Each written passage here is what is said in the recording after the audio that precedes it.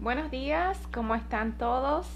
Espero que empezando el día con alegría, con positivismo y con ganas de aprender algo nuevo o de revisar lo que conocemos acerca del tema que vamos a estar tratando el día de hoy. El día de hoy vamos a estar hablando de la transición, de la conexión, una vez el niño que ha sido diagnosticado con una discapacidad o tiene necesidades especiales, educativas o de desarrollo, comienza la escuela. Este es un tema importantísimo porque muchísimas veces cometemos el error de creer que nuestros niños van a ser niños por siempre, niños pequeños por siempre o bebés por siempre. Y todo lo contrario, tenemos que conocer la diferencia entre los servicios que reciben, la diferencia también específica entre dejar de ser un niño pequeño y que se comiencen a convertir en niños grandes, que tienen que tener oportunidades, que tienen que tener el estímulo necesario y tener un plan establecido para poder seguir creciendo y ganar esas habilidades de independencia que les van a permitir tener la mejor vida posible, obviamente, y poder desarrollar sus capacidades al máximo. De eso se trata la presentación del día de hoy. Para quienes quieran verla en línea, la presentación también en PowerPoint y descargar el PowerPoint, pueden hacerlo desde el enlace que tenemos un poquito más abajo aquí en la página en Facebook, en Eliana Tardío H. Así que de nuevo, gracias por estar con nosotros.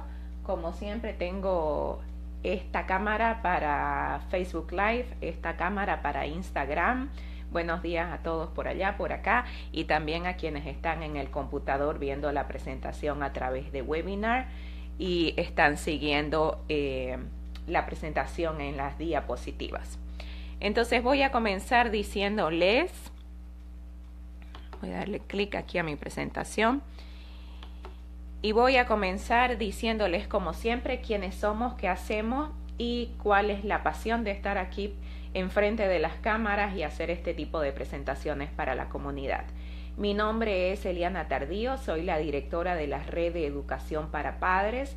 Somos un programa solventado por el Departamento de Educación de los Estados Unidos y estamos bajo la sombrilla de la Red de Familias con Discapacidades. En el caso de mi programa, que conocido por su acrónimo se llama PEN, de Parent Education Network, nosotros servimos a 10 condados del sur y el suroeste de la Florida. Lo que hacemos es ofrecer información a las familias. No somos abogados, no asistimos a las reuniones, sin embargo, lo que podemos ofrecerles y lo que podemos darles es la oportunidad de aprender para que ustedes conozcan la ley y se vuelvan los mejores defensores posibles para sus hijos. Esto tiene un gran propósito y es que queremos habilitar a los padres para que los padres entiendan el poder de su voz y sobre todo reconozcan que nadie en esta vida puede defender mejor a sus hijos que ustedes mismos. Si comenzamos desde que nuestros hijos son pequeños y reconocemos el valor de la educación, vamos a darnos cuenta que definitivamente sí podemos hacer la diferencia y sí nuestros hijos pueden tener acceso a la educación que merecen y que no es una educación que viene fruto ni de la lástima, ni de sentir que nunca van a poder, ni que son bebés eternos, sino de todo lo contrario, reconocer que son seres humanos con derechos como todos y que nosotros como padres somos padres también con responsabilidades grandes y creo que nuestra mayor responsabilidad es justamente tomar la iniciativa de aprender y sacarle provecho a toda esta educación que se nos ofrece de manera constante. De nuevo, el día de hoy estamos hablando de la transición de cuando los niños son pequeños, bebés o infantes, a cuando los niños comienzan a crecer y comienzan a recibir educación en la escuela pública o en otro lugar de servicio. Esto sería a partir de los 3 años. Entonces, comencemos por entender la diferencia entre intervención temprana y un plan educativo individualizado. La intervención temprana sucede entre los 0 a los 3 años. En muchos lugares va hasta los 5 años porque el niño no tiene acceso a otro tipo de programa preescolar. Sin embargo, en el estado de la Florida, en los Estados Unidos en general, el programa de intervención temprana es de 0 a 3 y de 0 a 3 lo que se hace y lo que se busca es crear un plan individualizado desde el entorno familiar. Es un plan familiar, es un enfoque familiar. ¿Por qué nos enfocamos en la familia de 0 a 3? Porque tenemos un bebé, porque tenemos un pequeño infante, todavía está aprendiendo, todavía está creciendo y la mayor parte del tiempo va a ser dependiente de su familia. Entonces queremos que toda la familia esté involucrada.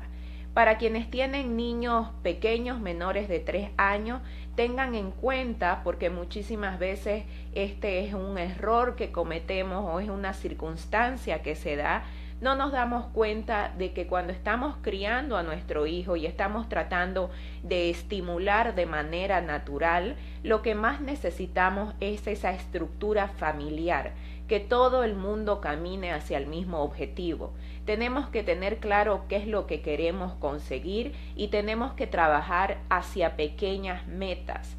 Si nuestro hijo está entre los 0 y 3 años, no podemos estar pensando en si va a ir a la universidad o no va a ir a la universidad.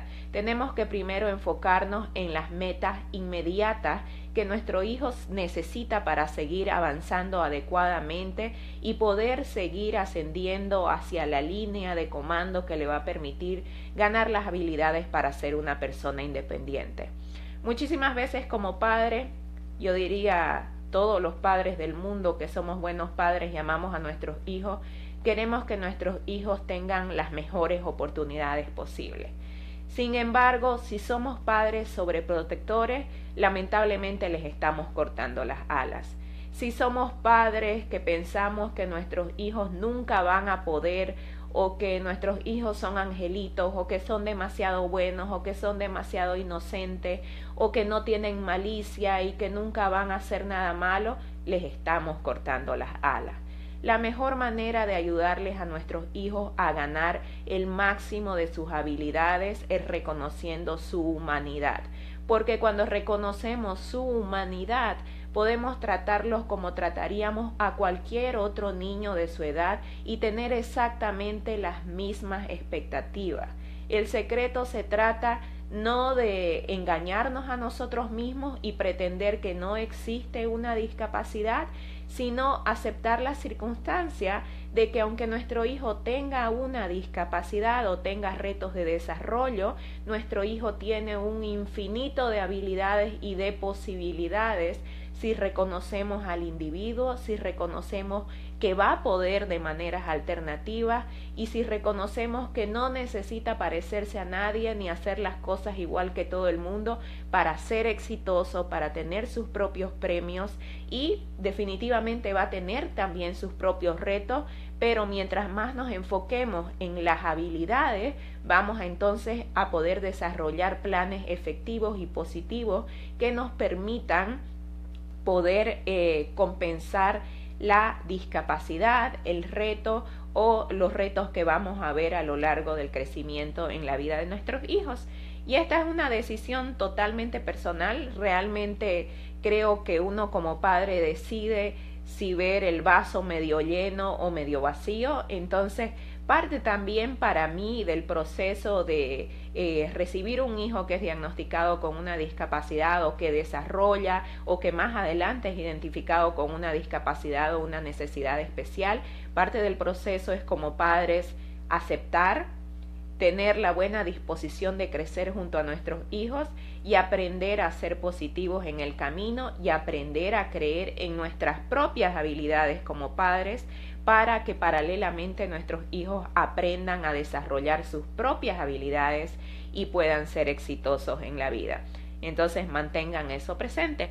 La diferencia cuando el niño comienza la escuela, yo siempre les recomiendo a los padres de familia que no cometan el error de tratando de sobreproteger a sus hijos, los priven de la oportunidad más importante posiblemente en la vida de un niño, que es ser incluido de manera natural a edad temprana. Y lo digo desde la humildad de compartir con ustedes que yo cometí el error de no hacerlo con mi hijo. Bueno, también mi hijo tenía muchos problemas médicos, pero una de las cosas que yo pensaba cuando mi hijo era pequeño, era un bebé, era que iba a ser muy difícil para él ser incluido en una guardería regular. Y mi temor era que mi hijo no hablaba, que mi hijo no estaba entrenado para ir al baño, que mi hijo era demasiado bueno, que mi hijo era demasiado tierno, demasiado frágil, etcétera, etcétera. Lo que uno no ve y lo que a uno le falta muchas veces cuando está viviendo esta situación de adaptarse a la circunstancia de tener un hijo con una discapacidad es que uno no se da cuenta que todos los bebés y todos los niños pequeños están prácticamente en el mismo nivel de fragilidad. Entonces, mientras más temprano nuestro hijo sea incluido, más fácilmente se va a adaptar, porque va a ser en ese ambiente no protegido, o bueno, protegido de manera balanceada, en el que va a aprender a defenderse, en el que va a aprender a hablar, en el que va a copiar de otros niños típicos el lenguaje, en el que va a aprender también a hacer travesura, en el que va a crecer sin ninguna limitación. Siempre digo que tuve la suerte de tener un segundo hijo, que es mi hija Ayelen, que también nació con síndrome de Down. En el caso de ella, yo ya había tenido la experiencia de haber aprendido de mis errores con Emir, y ella sí estuvo integrada desde muy pequeña en la guardería, desde que tenía 8 meses. Su desarrollo fue totalmente diferente, su personalidad totalmente diferente. Siempre ha sido sociable, ganó lenguaje mucho más rápido, sus habilidades físicas fueron mucho más rápido, caminó más rápido, fue al baño más rápido. Entonces definitivamente yo puedo decir que sí hay una diferencia y les recomiendo a los padres que tomen esto en cuenta desde el comienzo. Es un regalo que le vamos a hacer a nuestros hijos y todos tenemos temor, obviamente, pero tenemos que aprender a lidiar y a superar ese temor, y una de las maneras de hacer eso es quizás comenzar tratando por periodos más pequeños de tiempo hasta que nosotros nos cargamos de valor y podemos ver los beneficios de la inclusión a edad temprana. Lo que sucede en el estado de la Florida, en los Estados Unidos específicamente, es que cuando el niño cumple 3 años, es inmediatamente evaluado para saber si califica para recibir servicios de educación especial. La diferencia entre intervención temprana y educación especial es que obviamente el primero está enfocado en el desarrollo integral del niño y el segundo, que es el programa de educación especial, una vez comienza la escuela pública, va a estar enfocado en sus habilidades específicas educativas. Entonces, un niño no califica para educación especial porque ha sido diagnosticado con una discapacidad, sino porque en la evaluación y a través de la evaluación se puede determinar que el estudiante se beneficiará de servicios de educación especial que implican acomodaciones, que implican servicios relacionados, que implican una gama de servicios que van a ayudar para que nuestro estudiante sea exitoso. Otra de las cosas que sucede frecuentemente es que muchas veces las familias no saben que entre 3 y los 5 años el estudiante todavía sigue siendo considerado un niño con retos de desarrollo. Todavía no tiene una etiqueta educacional establecida. Eso recién sucede a los 6 años. Esto se hace, y es importante saberlo, porque todavía creemos que entre los 3 y los 6 años de edad, con la intervención adecuada, los servicios adecuados, el estudiante puede ganar las habilidades que necesita y seguir adelante probablemente sin servicios de educación especial, porque en este periodo de 3 años ganó esas habilidades de vida, ganó la facilidad para aprender a utilizar su lápiz de manera apropiada, para comunicarse, identificamos cómo puede ser exitoso y es por eso que el proceso funciona así. Okay.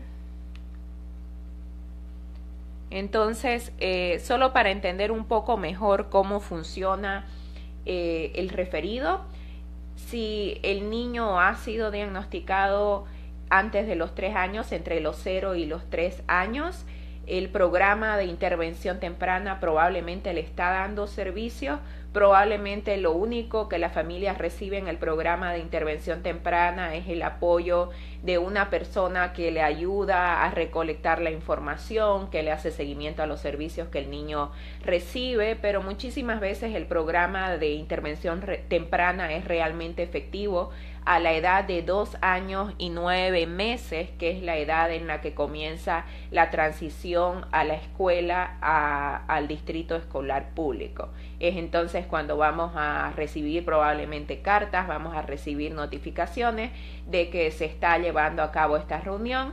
Y de nuevo, una de las cosas que los padres deben saber desde el comienzo es que va a haber una evaluación integral para determinar si el niño, en este caso, califica para convertirse en un estudiante que reciba servicios de educación especial.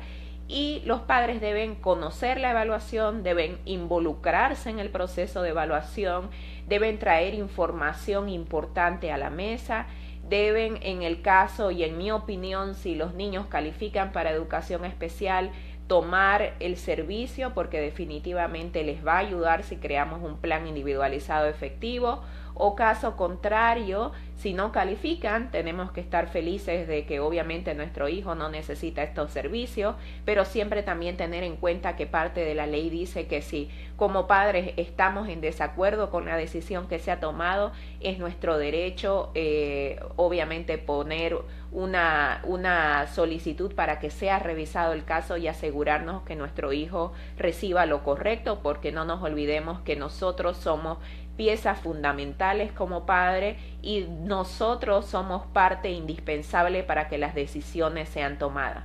Somos parte equitativa del equipo y nadie puede tomar decisiones por nosotros, así que tenemos que aprender a utilizar nuestra voz y desde nuestro conocimiento, obviamente siempre escuchar, pero también aprender a comunicar nuestras preocupaciones para que podamos ser ese partícipe activo que hace la diferencia en la vida de sus hijos.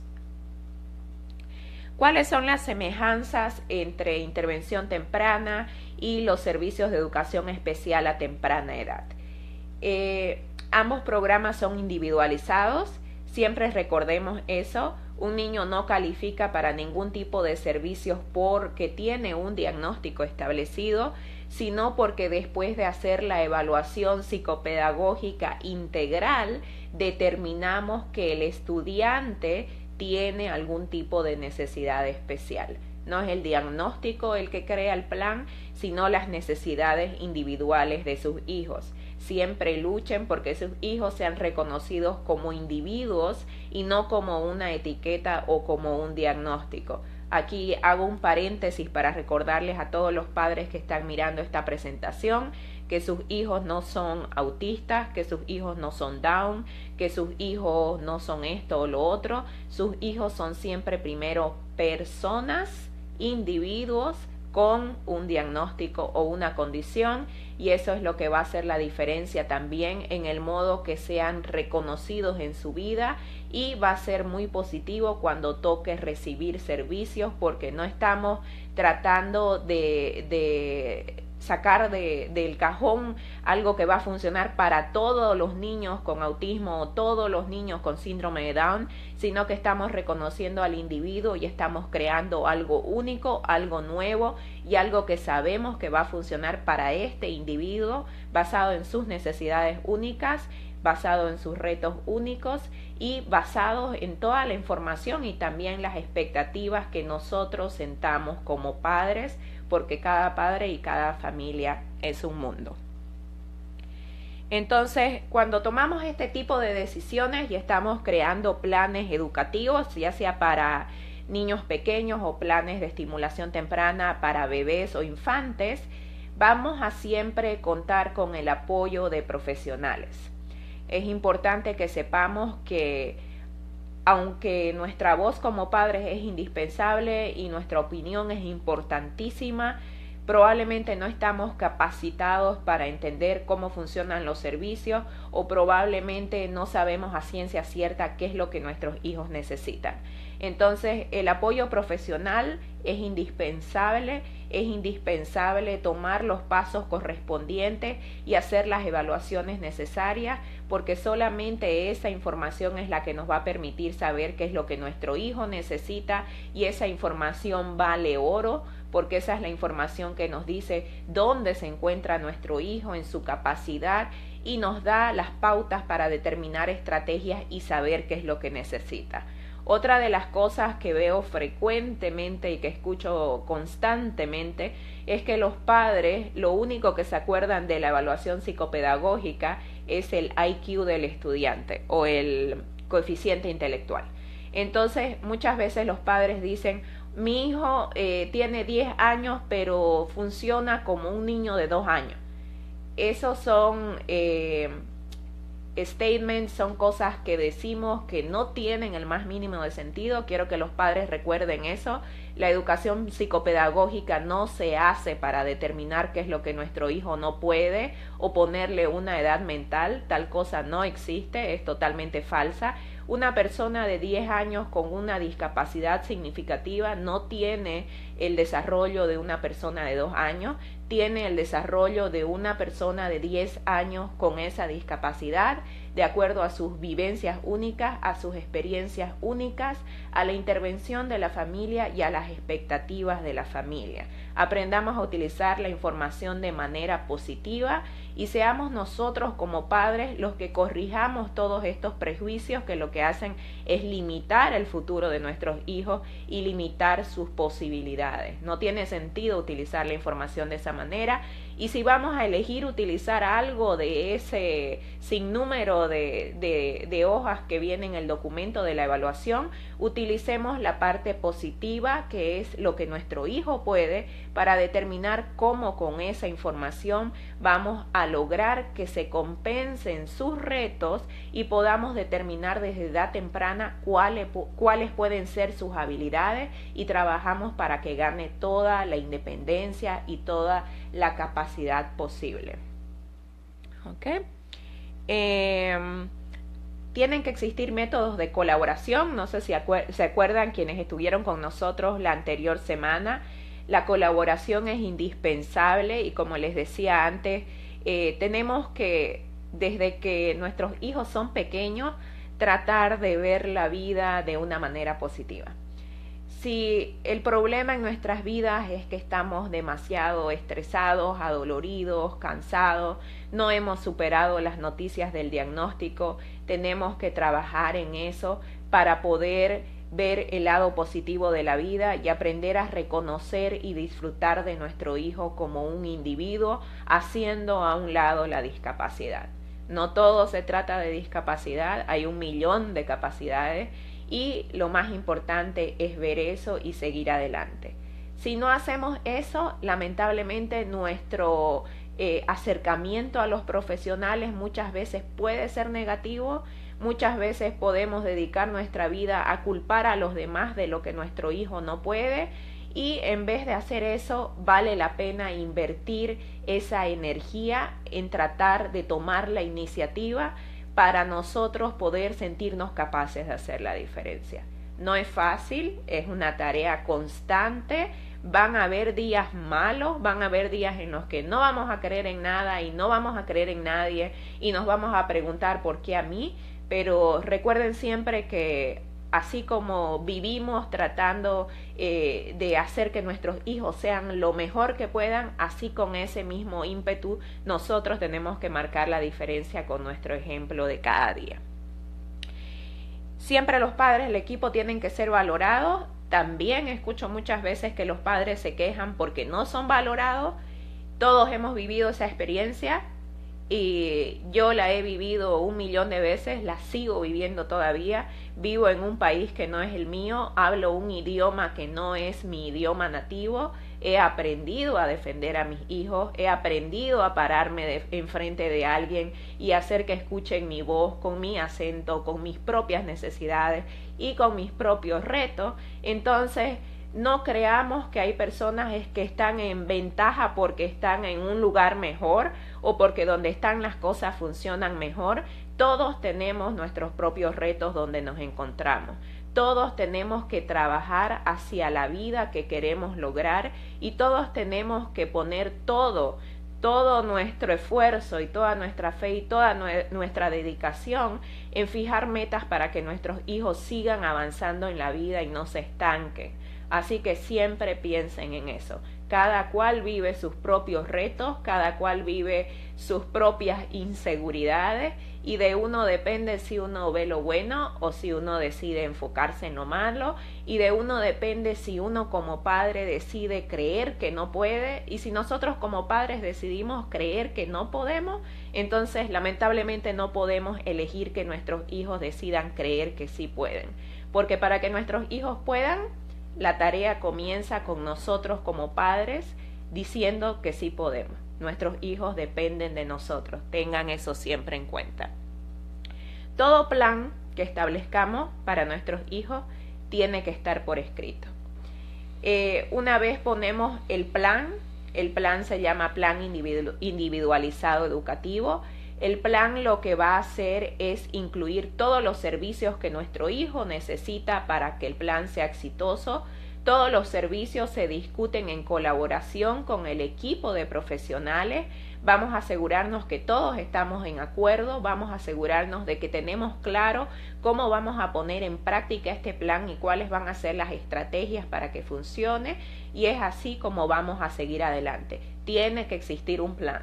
De hecho, siempre existe un plan, pero muchísimas veces no le damos importancia al plan o no participamos activamente o muchísimas veces dejamos que el plan sea ejecutado por los maestros y los profesionales y nos quejamos porque no funciona, pero no participamos como deberíamos. Parte del plan es que nosotros como padres estemos siempre pendientes de que está funcionando y podamos intervenir de manera positiva, no solo para quejarnos de lo que no funciona, sino también para traer a la mesa las estrategias que nos van a permitir ofrecer oportunidades, compartir qué es lo que sí funciona y compartir nuestro punto de vista para hacer que sí funcione. ¿Ok? Entonces, cuando nos preparamos para la reunión entre el proceso de transición del programa de intervención temprana o de estimulación temprana y cuando nuestro hijo comienza en la escuela, vamos a tener que tener un folder con los datos necesarios. Muchísimas veces el folder va a incluir archivos médicos porque son requerimientos de la mayoría de las escuelas, de los colegios, que se pueda demostrar que el niño está sano, que está vacunado, etcétera, etcétera, haciendo a un lado lo de las vacunas. Vamos a tener que tener metas de desarrollo. Nuestro hijo no puede comenzar una nueva etapa en su vida si nosotros como familia no nos hemos reunido y hemos determinado cuáles son las expectativas y cuáles son las metas que queremos ver cumplirse durante el próximo año. Es nuestra tarea como familia. Ninguna madre sola debería sentarse a una reunión para determinar un plan educativo para sus hijos. Y si está sola, debería ir con el refuerzo de haber compartido con toda su familia, con la pareja, con los hijos, con los abuelos, con todo el mundo, cuáles son las metas que queremos ver y cuáles son las realidades que queremos que sucedan en el próximo año, que es el primer año escolar de nuestro hijo. No es un trabajo que un padre pueda hacer solo y esa es otra de las cosas que tenemos que recordar. Ser padres es una tarea de equipo, así que también tomemos conciencia de eso y de la importancia de trabajar en equipo para que suceda, porque el plan educativo, aunque se trate de fijar metas a nivel educacional que se van a llevar a cabo la mayor parte del tiempo en la escuela, es un plan que en realidad se fortalece y se sostiene en la casa, porque el niño aprende en la escuela y cuando llega a casa queremos seguir trabajando con el niño, queremos asegurarnos que comprende los conceptos, que le vamos a dar experiencias significativas y relacionadas para asegurarnos que nuestro hijo está creciendo y sacando provecho al máximo. Es importante que desde que los niños están pequeños como familia aprendamos a identificar el valor de la información. Justo estábamos hablando de esto la anterior vez. Pero no se olviden la importancia de tener información todo el tiempo, de recolectar información en la casa, de hacer un diario de los avances de sus hijos, de hacer videos, de tomar fotos, etcétera, etcétera, porque son todas estas cosas las que van a permitir que en el momento que nos tengamos que reunir con los profesionales podamos traer esta información a la mesa, y esto va a ser la mayor parte del tiempo bienvenido si lo ofrecemos de manera positiva y adecuada, porque necesitamos la mayor información posible para tomar buenas decisiones. Hagamos una lista de nuestras preocupaciones, qué es lo que nos preocupa, qué es lo que nos da miedo, qué es lo que creemos que nuestro hijo va a necesitar más apoyo, cómo podemos ayudarlo, quién va a estar a cargo de esto. Es nuestro derecho saber qué es lo que hace falta, es nuestro derecho saber cómo las necesidades de nuestro hijo van a ser cubiertas, y es nuestro derecho sentirnos seguros como padres porque sabemos que nuestro hijo está seguro como hijo. Otra de las cosas, tenemos que enfocarnos siempre en nuestro hijo y reconocer que todo lo que suceda de aquí en adelante siempre va a ser en función del estudiante, y por eso también es importante aprender a reconocer la visión y la experiencia de los profesionales, porque probablemente nos van a sorprender y nos va a sorprender ver que nuestro hijo puede muchísimo más de lo que nosotros creíamos, porque ahora que está en un ambiente menos protegido y tiene la estimulación de sus compañeros y está aprendiendo cosas nuevas, probablemente va a despertar de una manera diferente a la vida que no nos imaginábamos, y tenemos que estar felices de eso, pero eso solo pasa también con nuestro apoyo, con nuestra fe y con nuestra disposición de aprender cosas nuevas. No nos olvidemos que los padres representamos el 50% del equipo siempre. Los profesionales, los maestros, los terapeutas son el otro 50%, y así de importante es que reconozcamos nuestra labor y nuestra misión en la vida de nuestros hijos. El equipo del plan individualizado educacional debe incluir obviamente siempre al maestro, que va a estar a cargo de la educación de nuestro hijo, es el profesional primario. Sin embargo, tienen que estar también todos los que van a estar ofreciendo servicios relacionados, que pueden ser los terapeutas, que pueden ser otras personas que van a estar trabajando con nuestro hijo, dándoles intervenciones más apropiadas, o que van a ser parte del proceso de entregar este plan individualizado a nuestros hijos, para asegurarnos que todos estemos en la misma hoja, que todos entendamos de qué se trata y de que todos trabajemos unidos y en equipo para que suceda. Siempre es bueno tener una maestra de educación regular, incluso si nuestro hijo no está yendo todavía a un aula de educación regular, porque la visión de una maestra de educación regular nos ayuda a levantar las expectativas y nos ayuda a crear planes que eventualmente le van a permitir al niño dar el paso hacia la integración. Por eso lo importante de siempre tener esa visión inclusiva, aun cuando el niño no esté listo para comenzar educación regular. Cualquier persona que creemos que sea importante que asista a la reunión debe estar con nosotros, es nuestro derecho. Y otra de las cosas que les recomiendo a la familia, nunca vayan solos, siempre lleven a algo con ustedes, porque son procesos que incluyen muchas emociones, es difícil, y siempre tener una mano amiga o alguien que nos ayude puede hacer el proceso más fácil. ¿Okay? ¿Cuáles son los componentes para poder crear este plan individualizado? Vamos a utilizar obviamente los resultados de las evaluaciones, como habíamos dicho antes. Vamos a determinar cuál es el nivel de funcionamiento actual del niño, y como les dije antes, no para limitar al niño, sino para determinar qué estrategias nos van a permitir hacer todo lo posible porque se nivele con un niño de su edad que no tiene una discapacidad. Vamos a fijar metas, queremos saber que estamos trabajando hacia un objetivo. Vamos a determinar cuáles son los servicios relacionados que pueden facilitar la entrega de servicios educacionales para que el niño pueda seguir avanzando correctamente, y vamos a determinar cuál es la colocación, cuál es el mejor lugar para el niño. Otra de las cosas que no debemos olvidar y tenemos que tener siempre clara: educación especial no significa necesariamente un aula segregada o una escuela alternativa. Educación especial significa servicios, y esos pueden darse en cualquier ubicación con los apoyos adecuados para que la entrega de los servicios sea ideal. Okay. Ya hablamos de todo esto, y para cerrar vamos a decir: no se olviden que no están solos, no se olviden que hay 1 millón de padres que ya lo vivieron, que sobrevivieron. Yo he sobrevivido, sigo sobreviviendo cada año, y es importante acercarnos a grupos en nuestras comunidades, a padres que estén dispuestos a darnos una mano.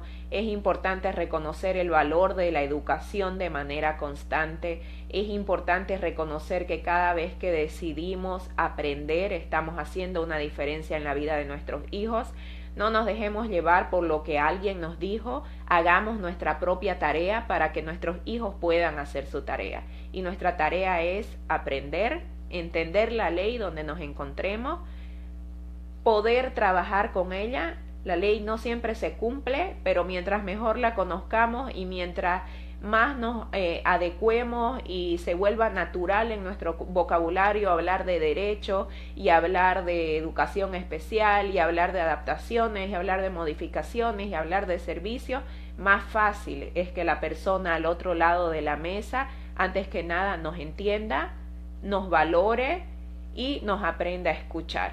Así que es una tarea, es un trabajo, no siempre es un trabajo justo, y no siempre lamentablemente los resultados son tan maravillosos como quisiéramos, o no son inmediatos, que a veces es mucho más difícil procesar eso. Estoy haciéndolo todo y no veo que nada avance, pero tenemos que ser constantes, tenemos que seguir adelante, tenemos que tener fe en nuestros hijos, fe en nosotros mismos para poder tener fe en nuestros hijos, y seguir haciendo nuestra labor y nuestra tarea de padres todos los días, 24/7, porque nunca se acaba. Sería bonito decir que en algún momento ya no hace falta invertir tanto esfuerzo y tanta energía, pero sigue haciendo falta siempre. Por eso lo importante de entender todos estos procesos de transición.